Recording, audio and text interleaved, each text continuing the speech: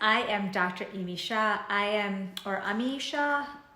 If you're South Asian, you've probably been called different names than your birth name, so you may be able to relate to me.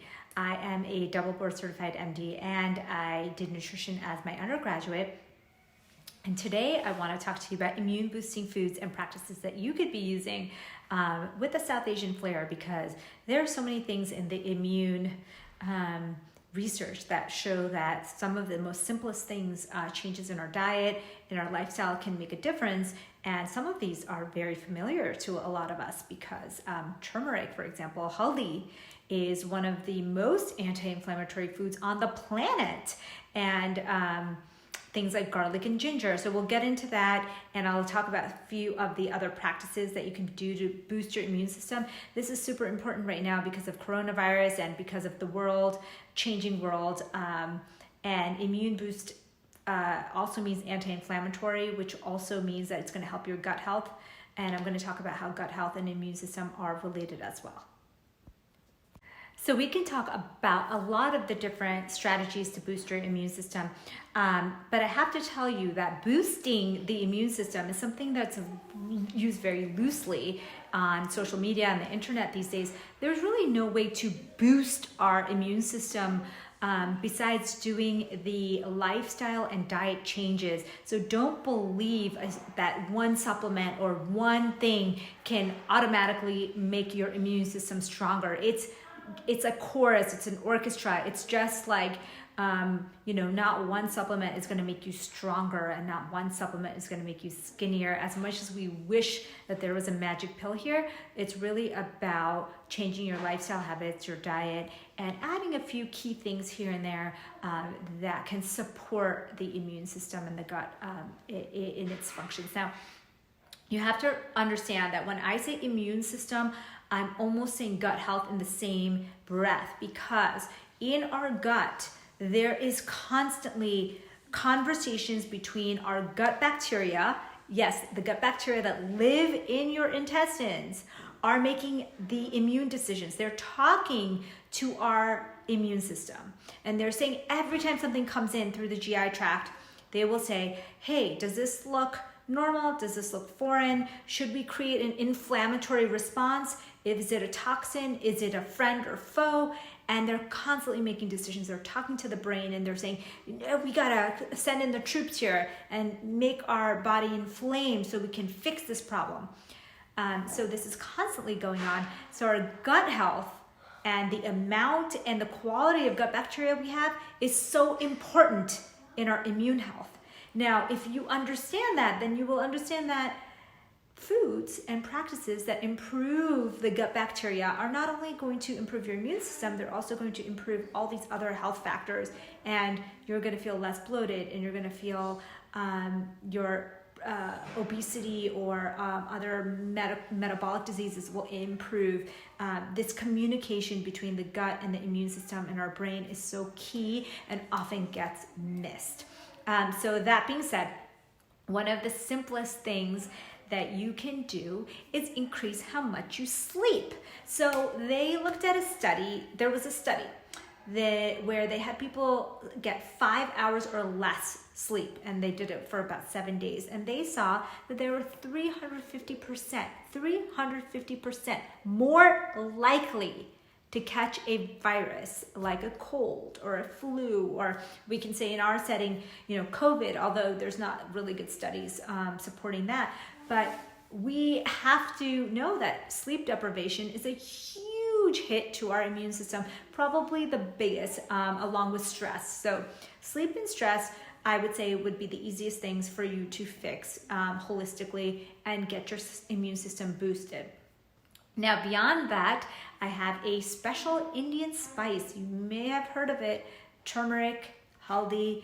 I used to hate turmeric and haldi. Like when I was in medical school and training, and I would hear about turmeric from my parents, I would just shun it. I just didn't believe it. I didn't think all this iron, I didn't think it could be the cure all for everything. But lo and behold, when you look at the literature, there are so many benefits to haldi. I understand why people use it as a cure-all. So if you've not if you're the one person who's not familiar with haldi, it is turmeric. Turmeric is a root. They sometimes refer to it as Indian saffron. It is, the active compound in there is curcumin. And curcumin has been shown to help gut health, so immunity that way. So it's a prebiotic. Prebiotic means food for the gut bacteria that is growing the good gut bacteria. So it's a prebiotic.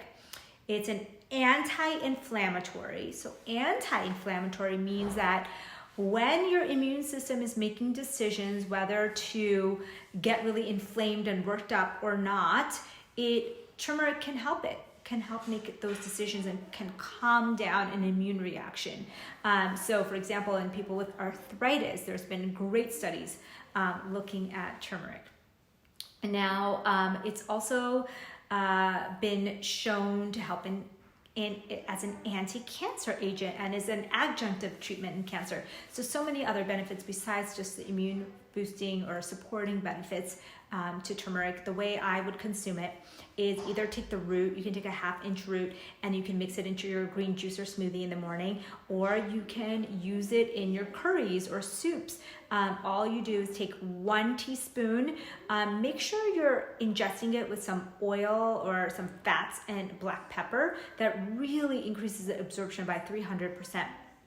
And so if you think about it, the Ayurvedic sages knew back then that mixing turmeric with oil and black pepper was the best way to consume it, and studies confirm that today.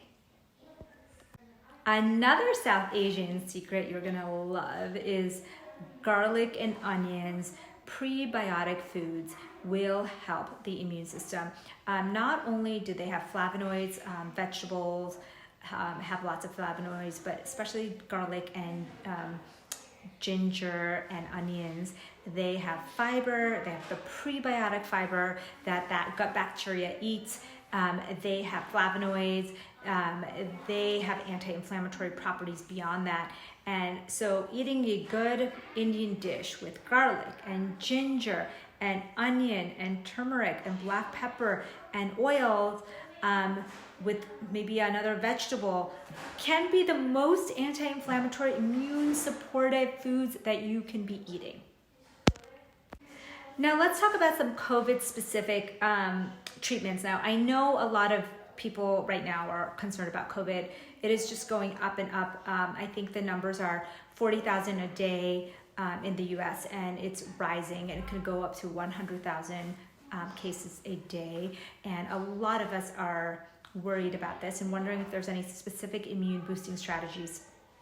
Now, the sleep and stress control that I already mentioned is completely important in COVID prevention as well. Sleep and stress control, as well as using anti-inflammatory foods like turmeric and prebiotic foods like garlic, ginger, and onions. Those are all great strategies for COVID and viral diseases in general.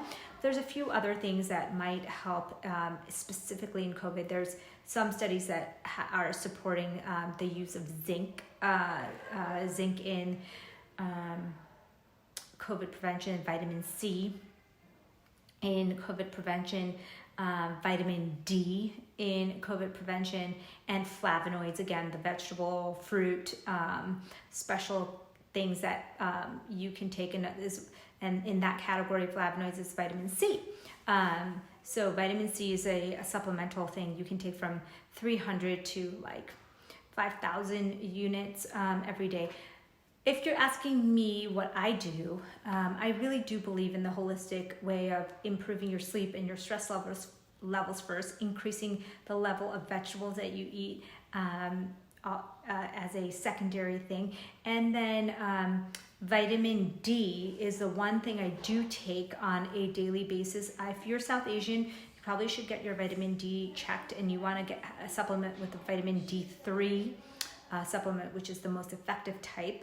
I take between 2,000 and 5,000 I use a day. Depending on your level, you will decide. This helps in COVID, and also with this helps in prevention of any kind of viral illness, not just COVID. Now, remember that although I'm a physician, hi again, this is part 2. I am Dr. Amy Shah. Now, I have to tell you that even though I'm a physician and I am actually double board certified, and one of my certifications are in immunology, allergy, I'm also trained in nutrition, and I'm a physician. However, whenever we're giving free information over the internet or any information over the internet, I have to tell you that you must check with your own personal doctor to make sure that it's right for you and that these foods and practices and everything that I've talked about is appropriate for you. And please, please, please never try anything just based on something you heard or read without checking your own personal healthcare provider for permission to do that. We just don't want anybody to hurt themselves while trying to improve themselves. So now I'm going to get into some of kind of overview of the strategy. So I kind of talked to you about the studies on sleep, sleep quality and length. I would recommend that you sleep about 8 hours. This is a recommendation based on the studies of circadian rhythms and of immune boosting. Remember that syncing to your circadian rhythms, meaning doing things on a daily cycle according to the sun, can be extremely helpful to your immune system as well. It's a great immune strategy. 80% of our genes are affected by circadian rhythms.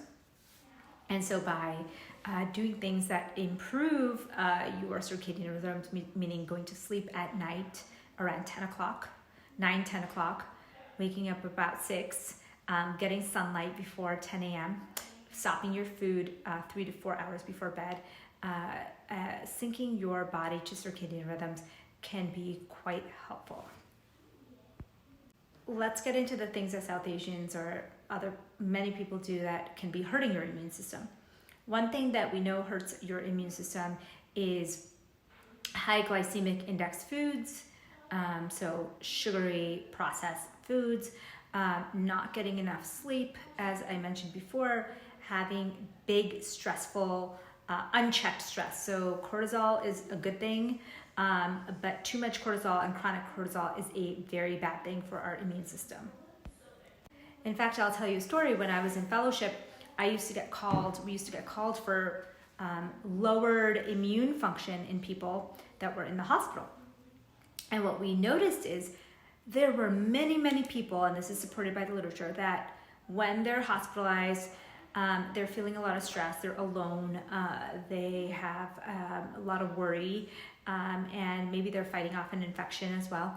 And their bodies are just very, very stressed out. And what you see when you check your immune function during that time, it's quite suppressed. You're pretty immunocompromised when you're in a stressed state. So that was very clear to me that doing things very, very traditional to the South Asian culture, like prayer, like meditation, like nature time, like time with your family and friends, this can counteract the stress hormone release and can really improve your immune function.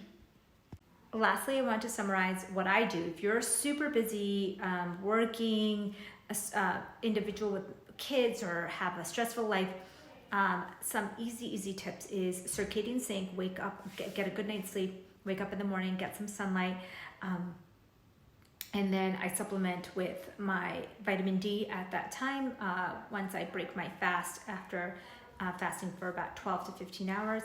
And then I have my green juice, and a lot of my green juice will have vegetables as well as turmeric root, either a juice or smoothie depending on the day.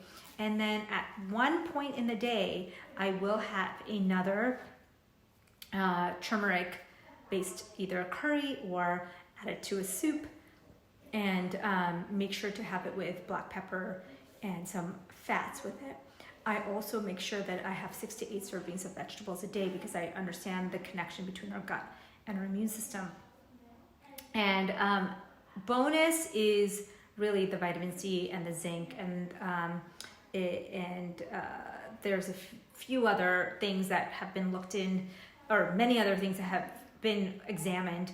One thing that I didn't mention that I often do is I take melatonin at night, which has been somewhat seen, maybe linked in a possible way to improvement in viral illness outcomes.